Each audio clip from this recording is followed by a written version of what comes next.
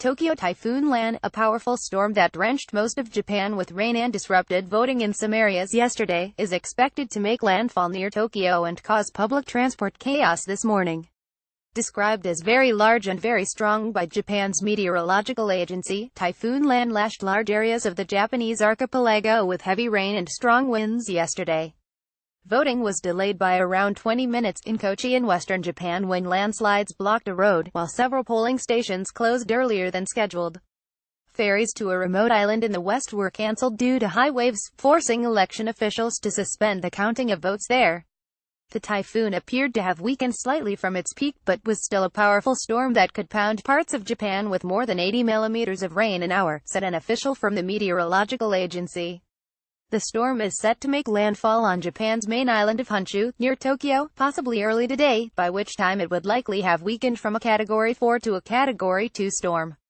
Over the weekend, more than 70,000 households in various parts of Japan were advised to evacuate, with over 5,000 ordered to do so, NHK Public Television said. Tack on Election Day. Nothing about the process of revising the Constitution will be easy. But we'll be hearing a lot about it.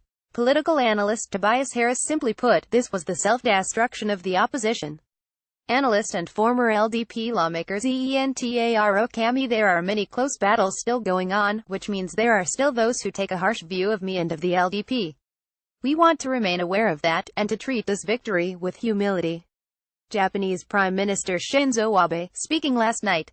We have to analyze the reasons properly, but I am sorry that I caused unpleasant feelings through my words and actions. Tokyo Governor Yuriko Koike, on the opposition party of Hope's poor performance.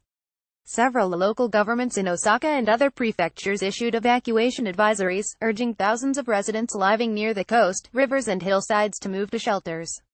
I live alone and at night it's scary, so I came here as early as I could, an elderly woman told NHK at an evacuation center in western Japan. Strong winds forced airline companies to ground more than 420 flights, while some train and ferry services in western Japan were cancelled, local media said. Television footage showed rescuers tugging a rubber boat carrying an elderly woman in a residential area in Chiba, southeast of Tokyo, as a flooded river engulfed the area.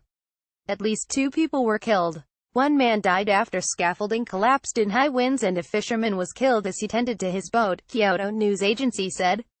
There were a handful of minor injuries. Toyota Motor said it would suspend operations at all domestic plants today.